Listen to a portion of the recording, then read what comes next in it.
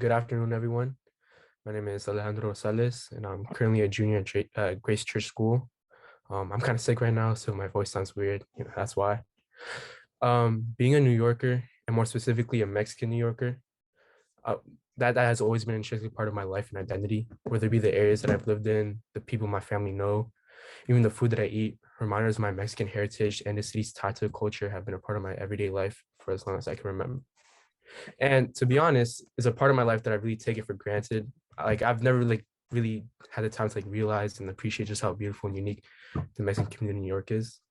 But with its fair share of beautiful positives, the Mexican community in New York faces a lot of obstacles, and obstacles that are often overlooked when talking about it. So in this presentation, I'll argue that despite all their contributions to the city's structure and economy, the Mexican community in New York is a vitally overlooked and underrepresented part of the city. But first, I want to share a personal anecdote about somebody in my life who means a lot to me and who's really lived out the New York Mexican immigrant experience. So and over here, we have a photo of me and my dad taken a really long time ago, as you can tell. So at the time that this photo was taken, my dad was still an undocumented immigrant, struggling to keep his place in the city. But in order to understand how he got here, we have to go all the way back to the beginning. My dad arrived in New York City on March 17th, 1994, almost 30 years ago. And he was greeted with cold arms and really taken aback by just how different New York was from his hometown of Puebla, Mexico. And like many other immigrants at the time, he had only come here to New York with one goal in mind: to make as much money as possible in order to send back to Mexico. He didn't really have any intentions of staying here for long, just to make enough money to come back home and live a comfortable life. He worked as a waiter for 15 years, working long hours and late nights every week. And in the beginning, he was working up to 3 jobs and then was living with 5 other people at a time. It wasn't a fancy or comfortable life at all. And my daddy always had the shadow of his immigration status looking over him. And he was also often too tired from work to be able to do anything else. But he made just enough money to get by here in New York and send money back to my grandparents in Mexico, which in turn was enough to make him happy and provide hope for the future. And, through a long series of events, he eventually met my mom and settled down here. And he had the family that he thought he would have in Mexico, here in New York. But he was still undocumented, and his lack of papers proved a huge toll on the family.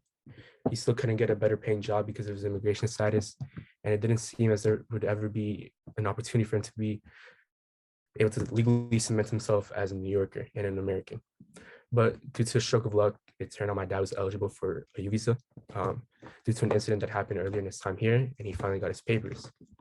Being able to legally say that he was a resident of the place he's lived in for the past 20 years was a monumental moment for my dad. After working countless hours, paying taxes, doing everything an upstanding citizen could possibly do, he was able to claim that he was legally a New Yorker and legally an American. And it was the best possible outcome for a person like my dad, someone who had come to the States with nothing but the clothes on his back and managed to make a life for himself here against all odds. And there are countless other Mexican immigrants in the city with similar experiences, but not all undocumented immigrants are able to have the same happy ending as my dad and adjust their status. They don't get the opportunity to claim their place here in the city, and it's the unfortunate reality of the Mexican community here. And no matter how hard one works, the time and effort you put into being the best citizen you can be, immigration status will prove to be a challenging obstacle for the Mexican community. So next slide. So here I have kind of like a roadmap. So what I'm going to do is I'm going to provide context. Sorry. I'm going to provide context to these problems, to the obstacles that they face. And I'm going to sort of flesh it out a little bit more. And at the end of my presentation, sorry, I'm going to provide solutions. So next slide. So where do these immigrants come from? So a vast majority of New York's Mexican immigrants come from the Mixteca region, an area in Mexico that encompasses the south central states of Oaxaca, Guerrero, and Puebla. And while all 3 of these states have a heavy presence in the city, the most common state of origin for Mexican immigrants in New York is Puebla. In 2000, it was estimated that around 60 to 80% of New York's Mexican immigrant population came from Puebla, with likely more at the time due to a reported undercount in the study. And among other things, the Mixteca region is strongly characterized by its indigenous roots, with all 3 states constantly landing in the top 10 states with the highest self-reported indigenous population. These indigenous roots have manifested themselves in New York's Mexican community, thriving mainly through the community's food scene. Popular dishes here, such as mole and tamales, have ties to pre-colonial Mexico and a lot of Mexican-owned small businesses, specifically restaurants, aren't afraid to show off their indigenous heritage. And while not an outright majority, many Mexican immigrants in the city come from low-income rural communities. These areas typically have low rates of schooling, with about a third of adult Mexican immigrants only having an elementary school education, and many others not even finishing high school. This lack of education is something that heavily limits the type of jobs migrants from this demographic can access. A lot of Mexican workers being forced into jobs characterized by unskilled labor and long hours. These jobs generally fall into the manufacturing, construction, and service center, with most Mexican immigrants working in food industry. And while these jobs do tend to bring in money, they don't offer much in terms of upward social mobility, and this lack of education in general creates an almost impenetrable barrier between the community and more success. Next slide. So talk about New York's history with immigration and how it's affected the Mexican community. So first you have to talk about Mexican immigration to the United States. And that's been a very complex issue that's constantly shifted and evolved throughout almost 2 centuries that it's been going on. Before 1947, Mexican immigration tended to be more concentrated in the Southwest region of the United States and mainly focused on the agricultural sector. These migrants were often seasonal workers, only coming to the States during the seasons where their labor is highly needed. Because of this, U.S. employers became increasingly dependent on the cheap labor provided by these migrants. And in order to support this huge influx of workers, the United States implemented the Bracero program, a program that handed out temporary labor contracts to seasonal workers.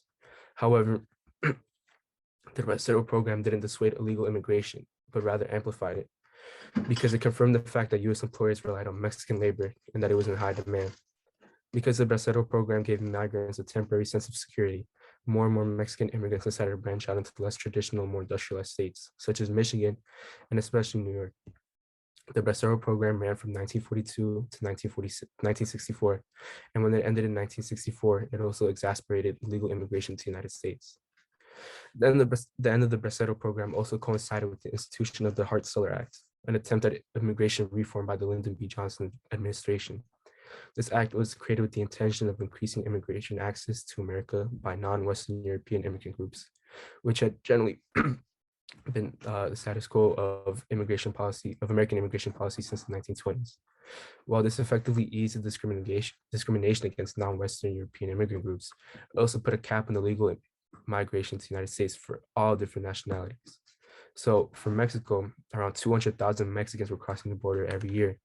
And the Hart-Celler Act put a cap of legal immigration to the United States at 20,000 Mexicans. So you can tell that it exacerbated the illegal immigration that was coming to the United States. 20 years later, in 1986, the Simpson-Mazzoli Act was passed, another shoddy attempt at immigration reform by the United States government. This act was passed with 2 goals in mind: to ease undocumented immigration by legalizing the almost 3 million undocumented immigrants living in the United States before 1982, and to make it illegal for employers to hire undocumented workers. And this act almost completely backfired, not only encouraging thousands of Mexicans to flock to the United States in hopes of achieving legal status, but also creating more hoops for already undocumented workers to jump through in order to get a job.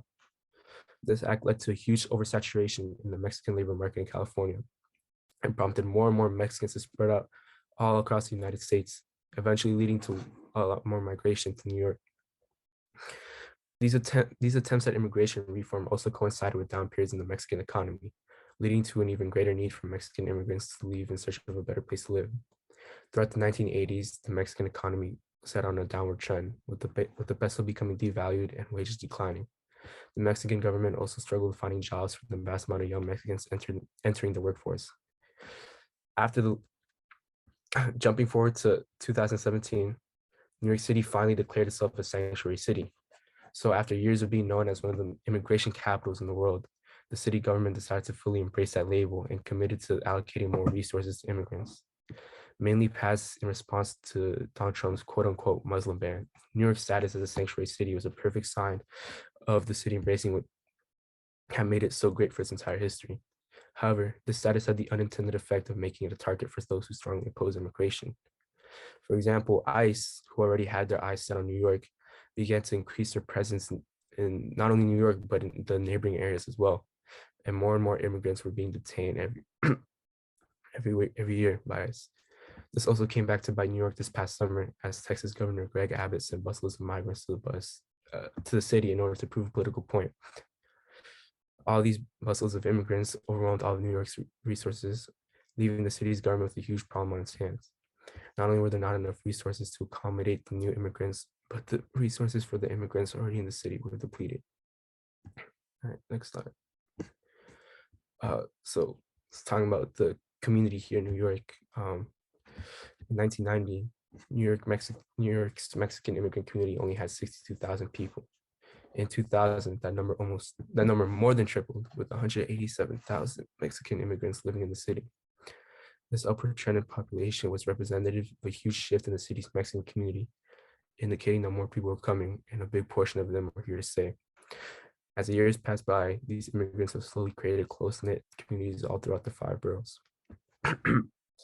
Like most immigrant communities, Mexican immigrants tend to congregate in small pockets of land, making the neighborhoods that they inhabit feel more distinctly Mexican. These pockets of Mexican communities are widespread all throughout the city, with the vast majority of Mexican immigrants residing in Queens and the Bronx, as you can see in this chart right here. However, these pockets of immigrants, the Queens and the Bronx, tend to be more dispersed throughout their respective boroughs, as opposed to the highly concentrated population of Mexican immigrants as seen as Manhattan's East Harlem and Brooklyn's Sunset Park. These pockets tend to fall into lower income, high poverty neighborhoods, 2 characteristics that are unfortunate signature trait of these communities.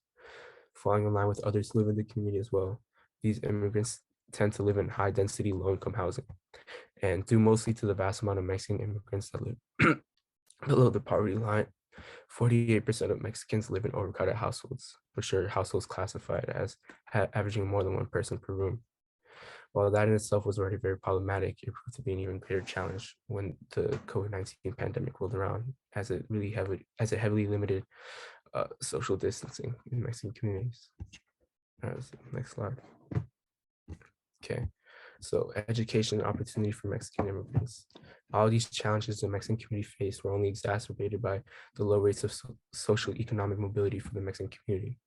Perhaps due to the short-term thinking that was so common with Mexican immigrants during the early stages of the community in New York, and perhaps because the Mexican community has long been neglected and overlooked by both the local and federal government, but more likely a combination of the two. The Mexican community has very little going for it in the way of upward social mobility. In terms of home life, I've already gone over the poor living conditions of Mexican families, specifically the high amount of Mexican households that are both rent burdened and overcrowded. In terms of home ownership, only around 7% of Mexicans own the home in which they live, an alarmingly low percentage, especially when compared to the already low 16% of Latinx immigrants that, that own their homes. In terms of educational attainment, a marker of social mobility, the Mexican community also has incredibly low numbers across the board. In 2000, it was estimated that around 40% of both native and foreign-born Mexican New Yorkers only had elementary school education, and this number becomes even more alarming when compared to the number of college students in the community. This contains both college graduates and those who are in college or went to college for a short period of time, which is 11%.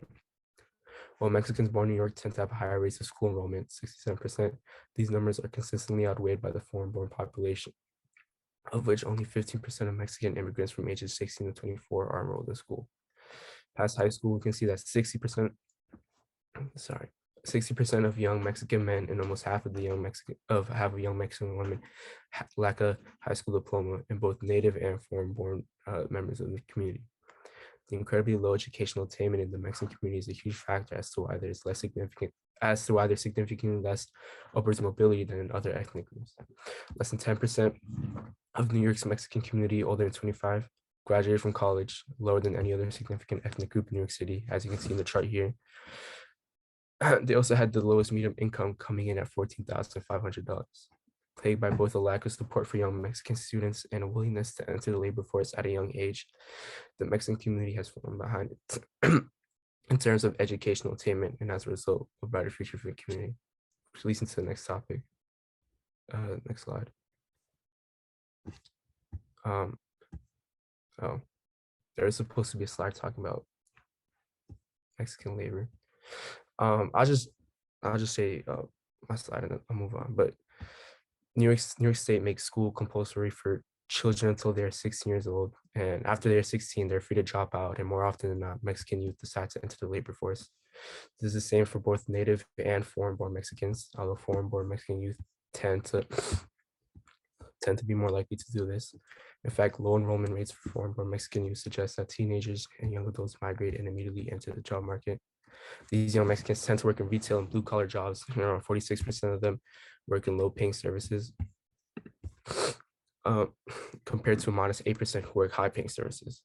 When looking at foreign-born young Mexican, the number of those working low-paying services jumps up to 53%, keeping in line with the general trends that we've seen so far. And past the age of 25, around 57% of Mexicans are in the labor force, mainly working jobs in the construction and service sector as other low-paying services. And I know it's not a slide, so I'm just gonna skip this part quickly. The median income of Mexicans in New York is $40,000 for native-born Mexicans and $20,000 for foreign-born Mexicans. And so going here to this slide, but not everything in the Mexican community is all bad. There's still efforts being made to help support it. So for local efforts, mutual aid associations, these are organizations that aim to provide resources to those in desperate need of them. This is particularly important when it comes to the undocumented Mexican community, as these mutual aid associations can help provide a lot of support to them. So mutual aid associations such as the Tepeyac Association was partially founded to support the Archdiocese and Catholic Charities, which also helps other Mexicans to support it due to their strong tie to their faith. Going down to these next two, Action New York City and NYC Care, these are services provided by the local government. So Action NYC is a program that provided by the city, offering all immigrants, regardless of the immigration status, free legal help.